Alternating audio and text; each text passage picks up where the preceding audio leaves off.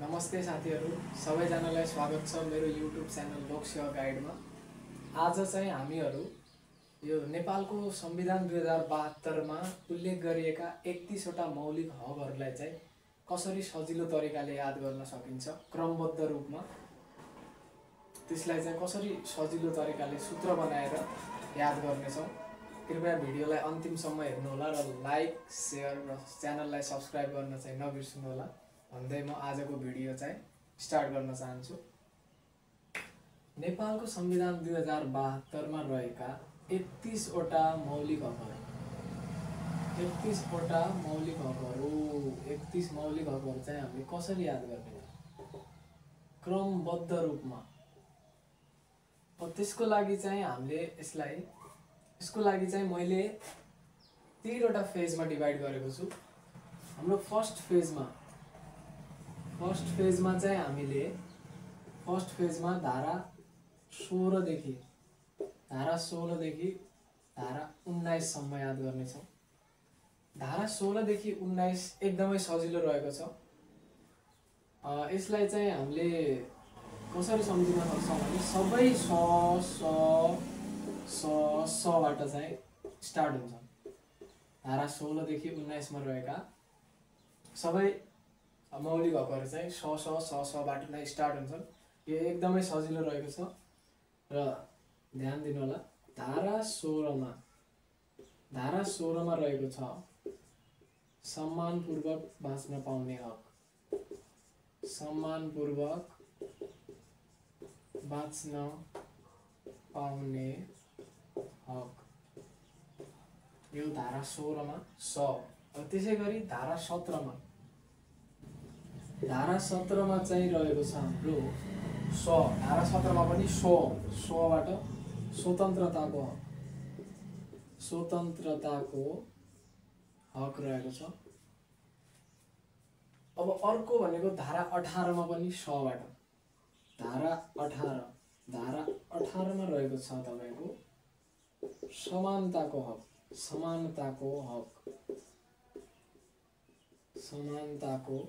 हक र धारा 19 मा रहेको छ। धारा 19 मा पनि बाट नै सुरु हुन्छ। धारा 19 मा सञ्चारको हक। ल हेर्नुहोस् त कति सजिलो रहेको छ। धारा 16 देखि 19 मा हाम्रो सबै बाट स्टार्ट हुने मौलिक हकहरू रहेका छन् र यो चाहिँ सजिलै छ, एकदमै याद गर्न सकिन्छ। सम्मानपूर्वक बाँच्न पाउने हक, धारा 17 स्वतन्त्रताको हक, धारा 18 मा समानताको हक र त्यसै गरी धारा 19 मा चाहिँ सञ्चारको हक रहेको छ। यो चाहिँ हाम्रो फर्स्ट फेजमा चाहिँ हामीले धारा 16 देखि धारा 19 सम्म याद गर्यौँ र अब यसपछि चाहिँ हाम्रो आउँछ सेकेन्ड फेज। सेकेन्ड फेजमा चाहिँ हामीले धारा 20 देखि धारा 28 सम्म याद गर्ने सूत्र बनाउनेछौँ र अब चाहिँ मेन पार्ट आयो हाम्रो। अब सेकेन्ड फेज भनेको चाहिँ हाम्रो मेन पार्ट हो, यसमा ध्यान दिनु होला। सेकेन्ड फेजमा चाहिँ हामी धारा 20 देखि धारा 28 सम्म रहेका मौलिक हकहरू याद गर्नेछौँ सूत्र बनाएर। ल कृपया सबै साथीहरूले ध्यान दिनु होला। यसको सूत्र लेखौँ पहिला। यसको सूत्र रहेको छ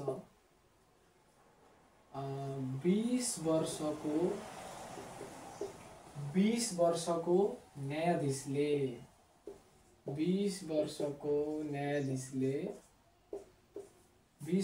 न्यायाधीशले के गर्यो? 20 वर्षको न्यायाधीशले 21 वर्षको अपराधीलाई 20 वर्षको न्यायाधीशले 21 वर्षको अपराधीलाई यातना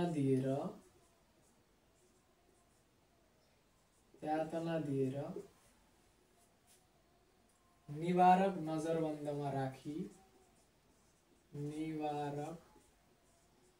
नजरबन्द निवारक नजरबन्दमा राखी छुवाछुत गर्यो निवारक नजरबन्दमा राखी छुवाछुत गर्यो र त्यसपछि र सम्पत्ति लुटेर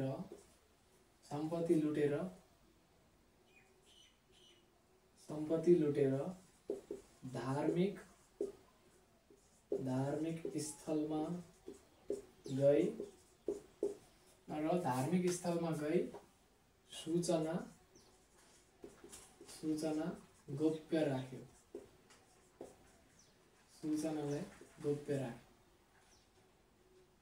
यो रहेको छ साथीहरु सूत्र। ल अब चाहिँ हामीहरु यो हकहरु लेख्ने छौं क्रमबद्ध रूपमा र यो सूत्र अनुसार लेख्ने छौं हामीहरु। ल हेर्नुस् साथीहरु धारा 20 भन्दाखेरि 20 वर्षको न्यायाधीशले भन्दाखेरि धारा 20 मा चाहिँ न्याय सम्बन्धी हक रहेको छ। त्यसैगरी अब 20 वर्षको न्यायाधीशले के गर्यो त 21 वर्षको अपराधीलाई 21 वर्षको अपराधी भन्दाखेरि धारा 21 मा चाहिँ अपराध पीडितको हक रहेको छ। अपराध पीडितको हक धारा 21 मा अपराध पीडितको हक।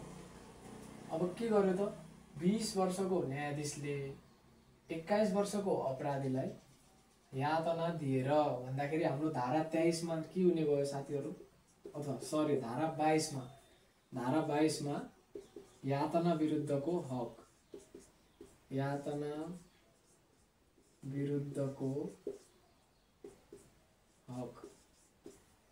धारा 22 मा यातना विरुद्धको हक। त्यसपछि यातना दिएर चाहिँ के गर्यो त निवारक नजरबन्दमा राखी भन्दाखेरि हाम्रो धारा 23 मा के हुने भयो साथीहरु धारा 23 मा निवारक नजरबन्द विरुद्धको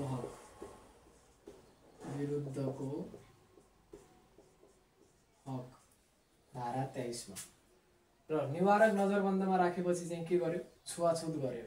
साथीहरु ध्यान दिनु होला धारा 24 मा हाम्रो के हुने भयो धारा 24 मा छुवाछुत तथा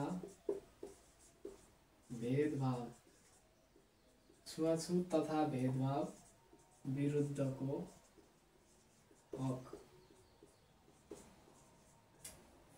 ल धारा 24 मा चाहिँ छुवाछुत तथा भेदभाव विरुद्धको छुवाछुत गर्यो भन्ने त्यसलाई हामीले मिलाएर छुवाछुत तथा भेदभाव विरुद्धको हक बनायो। र अब यसपछि के छ त छुवाछुत र भेदभाव गरेपछि चाहिँ के गर्यो र सम्पत्ति लुटेर भन्दाखेरि अब हाम्रो धारा 25 मा के हुने भयो त भन्दाखेरि धारा 25 मा सम्पत्ति लुटेर भन्दाखेरि धारा 25 मा चाहिँ सम्पत्तिको हक। अब सम्पत्ति लुटेर के गर्यो त धार्मिक स्थलमा गई भन्दाखेरि हाम्रो धारा 26 मा हुने भयो धारा 26 मा धार्मिक स्वतन्त्रताको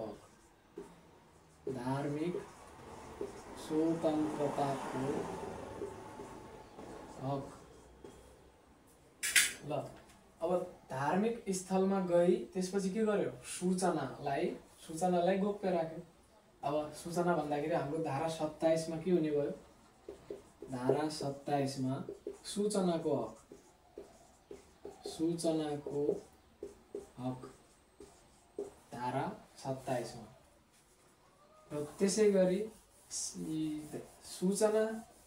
सूचनालाई के गर्यो भन्दाखेरि साथीहरु सूचनालाई चाहिँ गोप्य राखे त्यो चाहिँ धारा 28 मा। धारा 28 मा के भयो त गोप्य भन्दाखेरि हाम्रो गोपनीयताको हक गोपनीयताको हक धारा 28 मा।